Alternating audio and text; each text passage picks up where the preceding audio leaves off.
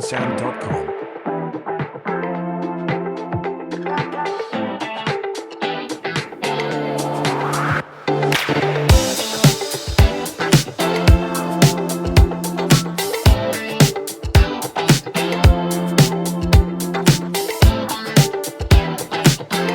bensound.com. Perkenalkan, nama saya Jimmy. Saya adalah pemilik dari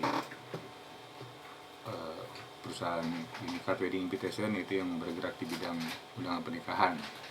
Di sini saya akan membahas tentang prospek usaha undangan pernikahan yang masih relevankah di tahun 2023. Oke, saya bahas satu-satu ya.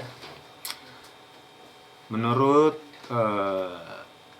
berbagai sumber yang saya baca, karena undangan pernikahan itu masih cukup baik dikarenakan adalah acara yang penting dalam budaya dan tradisi masyarakat di seluruh dunia, bukan hanya di Indonesia. Jadi meskipun perkembangan teknologi sudah berubah dengan cara yang sangat pesat di seluruh dunia, itu ya sudah banyak berubah nih. Yang tadinya offline, sekarang banyak yang online. Tapi tetap beberapa faktor dapat mempengaruhi usaha pernikahan tersebut. Usaha ini bisa bertahan dan berlangsung lama, saya yakin. Karena dengan adanya permintaan yang terus-menerus datang, dengan orang-orang yang merencanakan acara pernikahan, meskipun tren dan profesi desain undangan dapat berubah seiring waktu, permintaan undangan akan tetap stabil. Yang kedua, keunikan dan personalisasi. Pasangan-pasangan muda yang mencari undangan unik yang dapat disesuaikan dengan tema, warna, dan gaya pernikahan itu hanya bisa dilakukan secara undangan fisik, karena kita langsung melihat bentuknya seperti ini misalnya. Kamu bisa langsung melihat bentuknya langsung, si tamu pun dapat langsung melihat keseriusan kamu dalam mengadakan acara tersebut. Ini undangan fisiknya seperti ini contohnya ya. Ini salah satu kebuatan kami, dia bisa dibuka seperti ini. Ini termasuk dalam jenis undangan hardcover, nanti akan saya bahas dalam video yang lainnya. Ketiga, jaringan dan kemitraan membangun hubungan dengan perencana pernikahan seperti wedding organizer atau vendor-vendor lain, dekorasi, makeup artist, atau fotografer, wedding fotografi ya, seperti yang saya juga lakukan. Itu dapat meningkatkan visibilitas perusahaan Anda. Kemitraan dengan vendor-vendor tersebut terkait pernikahan juga membantu dan saling mereferensikan bisnis satu sama lain. Yang keempat adalah dengan penjualan online. Tentunya kami sudah melakukan itu sejak 2008. Ya. Kembali lagi, saya akan membahas yang mungkin agak sedikit kontroversial ya, yaitu bahayanya undangan online. Di sini meskipun undangan online memiliki beberapa manfaat, banyak sih manfaatnya, ada beberapa bahaya yang perlu diperhatikan juga tapi guys. Satu, resiko keamanan data. Seperti saya bilang tadi, keamanan data itu seperti informasi pribadi, pin m-banking kamu, terus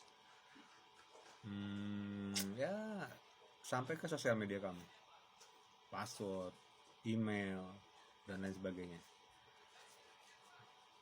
Jadi informasi pribadi dan izin pernikahan dapat menjadi sasaran untuk pencurian identitas dari atau serangan cyber alias hacker abal-abal. Sama seperti gue ya, Ustadz abal-abal gitu.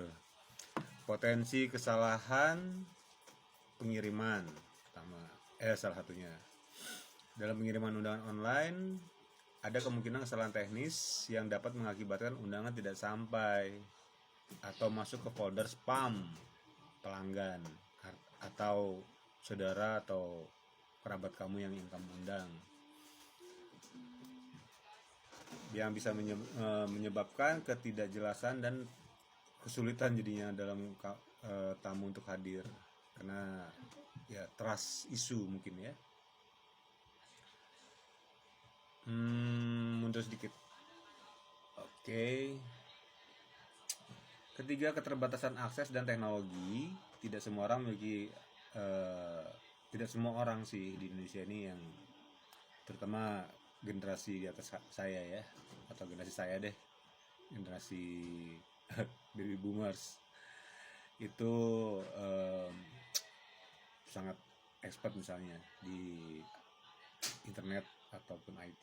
Jadi nggak semua orang bisa.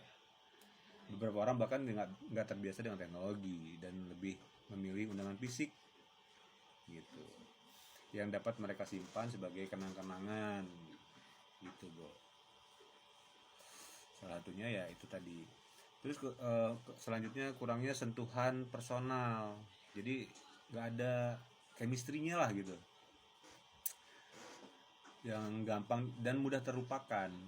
Jadi ya sudah, setelah datang terima undangan dari kamu tadi, terus ya sudah, ya syukur-syukur kalau dia masih ingat ya, takutnya ya nggak ingat gitu bro.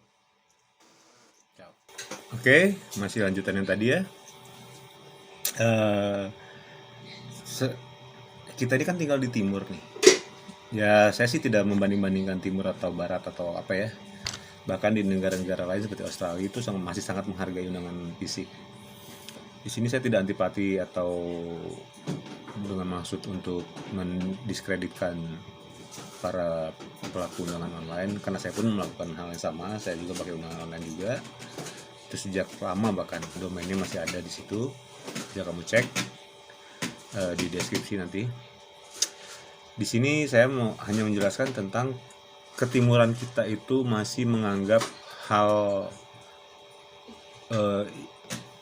penghargaan terhadap si tamu undangan atau ya penghargaan terhadap diri kamu sendiri deh dalam mengadakan acara. Kamu nggak habis uang banyak nih, atau ya relevan ya, relatif ya, banyak atau sedikit itu kita nggak bisa ukur dengan angka-angka yang fix. Karena buat saya, klien misalkan mengadakan acara pernikahan dengan nilai 1 juta sampai 100 juta sampai 10 juta sampai 1 miliar, itu ya tergantung kemampuan ya, kembali lagi. Cuman dari semua yang telah kamu spend tadi, apa nggak sayang tuh misalkan hanya dengan menggunakan undangan online saja, dan kamu membuat undangan yang dalam tanda kutip undangan fisiknya mungkin hanya untuk orang-orang tamu-tamu VIP, orang-orang tertentu, seperti itu yang biasa saya temui di tempat kami ya, di usaha kami. Jadi seolah orang-orang lain yang tamu-tamu undangan itu tidak VIP, tidak penting. VIP kan very important person. Kenapa kamu tidak berpikir bahwa semua tamu itu penting gitu? Itu biasa. Kenapa tidak dibalik? Undangan online itu untuk menjangkau tamu-tamu yang mungkin tidak hadir karena jarak ataupun keterbatasan waktu. Ya, sementara dia tetap merasa dihargai gitu. Bukan mentang-mentang dia hanya tetangga yang, mohon maaf ya, misalkan